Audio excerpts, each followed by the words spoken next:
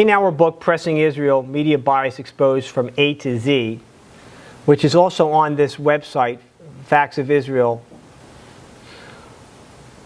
we end with our concluding chapter, The Media War. Can Israel get fair coverage?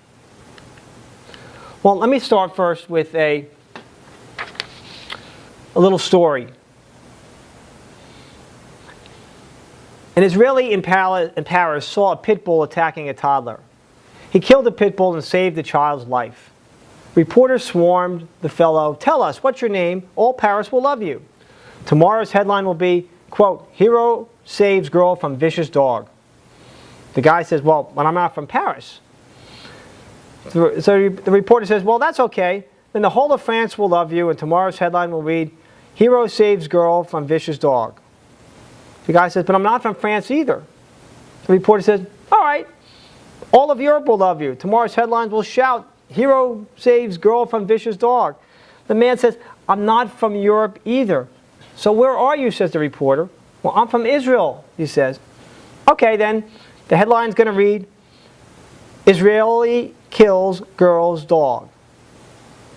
Now, that is exactly what goes on in the way Israel is reported, and why the story gets wrongly reported so often. A former longtime AP reporter named Maddie Friedman, in August of 2014, wrote an insider's guide to the most important story on earth. He explained how and why reporters get Israel so wrong and why it matters. He basically broke the taboo on explaining how the narrative has been distorted against Israel. As he says here, there's been so much discussion recently of Hamas attempts to intimidate reporters. Any veteran of the press corps here knows the intimidation is real, and I saw it in action myself as an editor on the AP news desk. During the 2008-2009 Gaza fighting, and I can also say this applies to the 2014 war as well, I personally erased a key detail that Hamas fighters were dressed as civilians and being counted as civilians in the death toll because of a threat to our reporter in Gaza. As we state here, and our observation, the policy was then and remains not to inform readers that the story is censored unless the censorship is Israeli. Earlier this month, the AP's Jerusalem news editor reported and submitted a story on Hamas intimidation. The story was shunted into the deep freeze by his superiors and has not been published. Maddie Friedman goes on, the fact is that Hamas intimidation is largely beside the point because the actions of Palestinians are beside the point.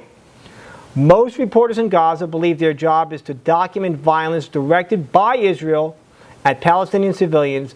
That is the essence of the story. Period. End of discussion. Here's how the United States administration's quote-unquote honest broker looks to us. You have John Kerry in the middle on the table with the Hamas guy and Bibi. And the Hamas guy is very clear. He's holding, look at him. He's holding a child, so-called a child with a suicide vest on, and his demands are very clear. Death to all Jews. And what does the honest broker from the United States, Bibi, tell Bibi? Could you at least meet him halfway? You defeat your enemies. You can't make peace with evil. Here's a nice little chart that I think shows very well how the media's Israel coverage looks to us. News of the Middle East. If Muslims are getting killed, the question first would be, is Israel involved? And if the answer is yes, then we want to know how many casualties. And if it's under 1,000, well, stop these war crimes. Or if it's over 1,000, oh my God, we must stop the genocide.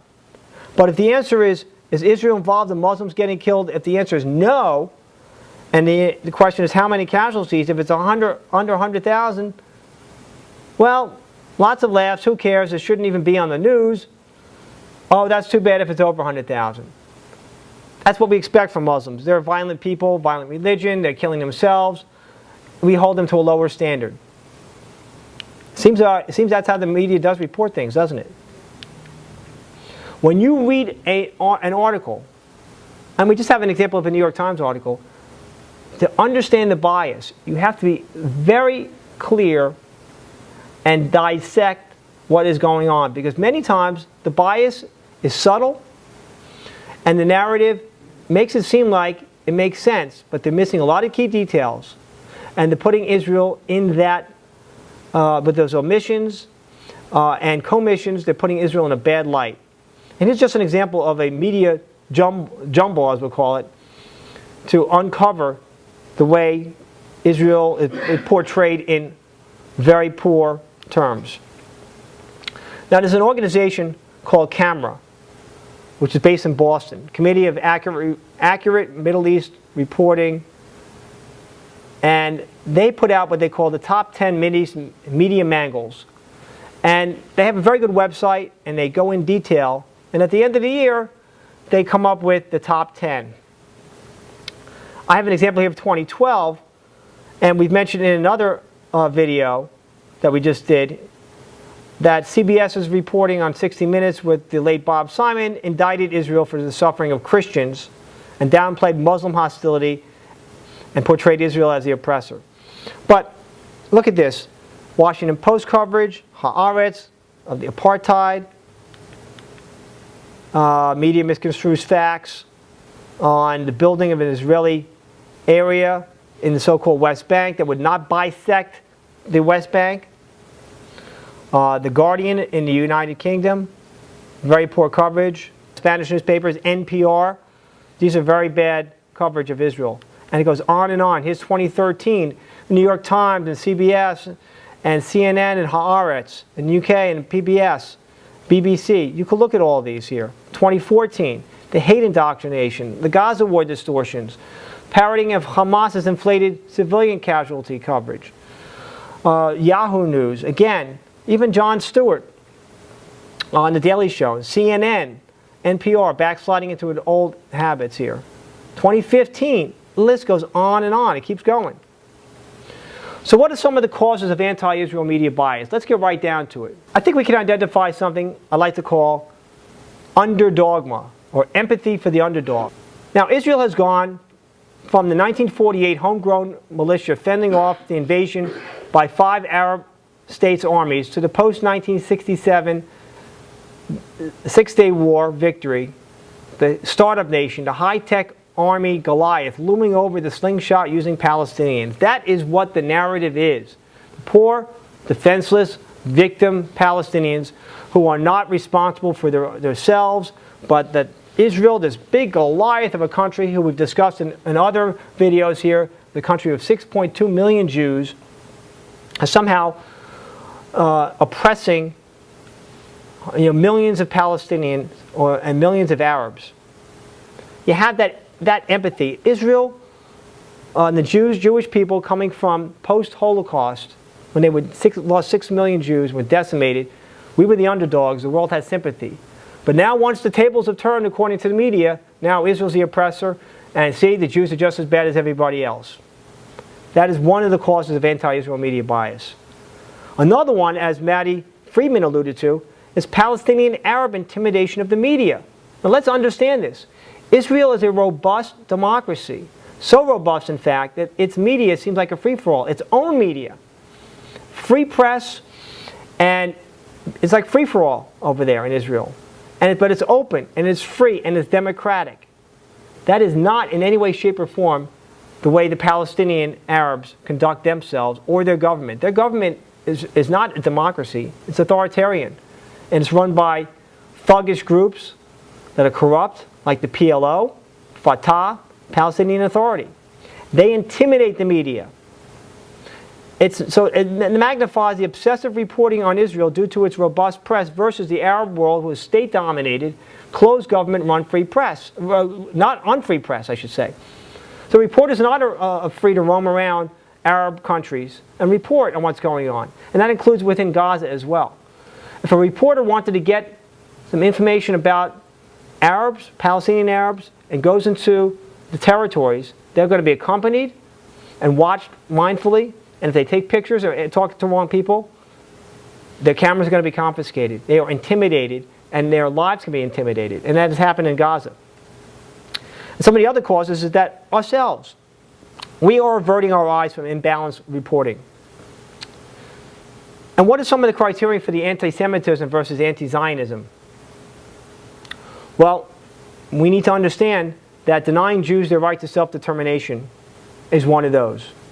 Using symbols and images associated with historical anti-Semitism, or comparing Jews to Nazis, or accusing Jews in Israel of inventing or exaggerating the Holocaust, demonizing Israel, delegitimizing Israel, holding Israel to a double standard, promoting boycott, divestment, and sanctions against Israel, the BDS, which is another segment, condoning terrorism against Jews and supporting terrorist organizations, targeting Jewish students for discrimination, harassment, and intimidation. These are some of the criteria that the media do not report correctly on.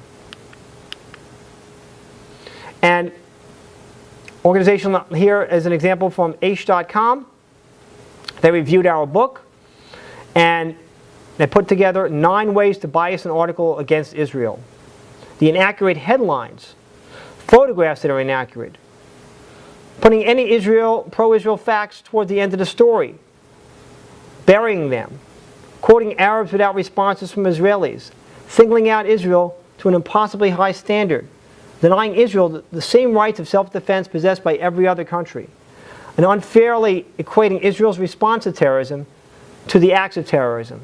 Basically, the arsonist versus the firefighter. Demonizing and delegitimizing Israel, and using code words and biased phrases to mislead and perpetuate myths. And these are some of the examples which we've talked about in our book, and it's talked about in 10 toxic terms, but so-called suicide bombers, militants, occupied territories, retaliation, code words, millions of Palestinian refugees and their descendants, the West Bank. These are code words, examples of biased phrases used by the media against Israel. I've shown this before, the old anti-Semitism versus the new anti-Semitism, the Jews kill babies versus the Jewish state kills babies. So how can we combat this? Now, Israel's accused of having very poor public relations. And in fact, to some extent that is true. Israelis always hoped, and leaders hoped, that if the truth just came out, that the world would believe Israel's side, a small nation defending itself in a hostile sea of authoritarian, theocratic rule of its neighbors who want to destroy it. Unfortunately, the Palestinians, Arabs have had better PR and better buzzwords, and for a variety of reasons, some of which are anti-Semitic and some of which are jealousy of the Jewish state, their PR with buzzwords has gotten through, and Israel's now on the defense. What do we need to do to try to turn this around? How a small nation makes a big difference is one way. Talk about Israel as an asset and an ally of the United States with shared Judeo-Christian values. It's a democracy that respects civil rights, women's rights, human rights, has a first-class education system and healthcare, and an open, robust press, and a free judiciary. As Professor Alan Dershowitz has said, if you espouse these values, these are classic liberal values that only Israel respects. And Israel shares with the world. It's the startup nation. It shares with the world with humanitarianism gestures. You know, the Arabs are treated in Israel, in Israeli hospitals, just as much as the Jews are. They're given health care. They're given free health care. In fact, Israel takes in from the rest of the Arab world for free care from Gaza, from Syria, from Saudi Arabia, from Egypt. It takes children and people who cannot afford health care because of its world-class health care, because in Jewish values are for biology. I call this medical care for all. I call it biology trumps ideology. In fact, even in Israel, when there's a terrorist attack, terrorists are brought to the same hospital as the victims. And the medical personnel, even at Israeli hospitals, who are both Jews and Arab, do not discriminate. These are things that are not told about. That Israel is an oasis in a hostile, totalitarian, authoritarian Islamic desert. Also, Israel believes in the Jewish values of social justice. Now, people are going to argue that the Palestinian Arabs don't have social justice, and maybe they don't have the best opportunities in some places in Israel as others. We have those same problems here in the United States. But those who are Israeli citizens, they have the same exact rights. And They go to schools, they go to some of the best universities, they get free health care, the national health care, and they have education and opportunities. Tikkun olam, which I have up here, is a famous term which is sometimes perversely used, but it means to help repair the world. And that is seen as a mission that Israel has also to help in disasters and natural disasters around the world. Israel is one of the first responders. It doesn't get credit for this in the news whatsoever. It went to Haiti several years ago for a major earthquake. Has even gone to and offered Iran when it had a major earthquake years ago, and the Iranians would not allow Israel to go in there and help, because Israel has a lot of experience doing this, help its own citizens. I'd rather its citizens who are languish in the ruins of the earthquakes, rather than fester and die, rather than having Israel and the Jewish people help them. Israel goes around the world and helps. So we have to be an ambassador for the truth. And I say, let my people know. Help win our future by winning back our past. And stop using these terms to denigrate Israel and the Jewish homeland connection to Israel. Again, if you forfeit the language, you forfeit our heritage and our history.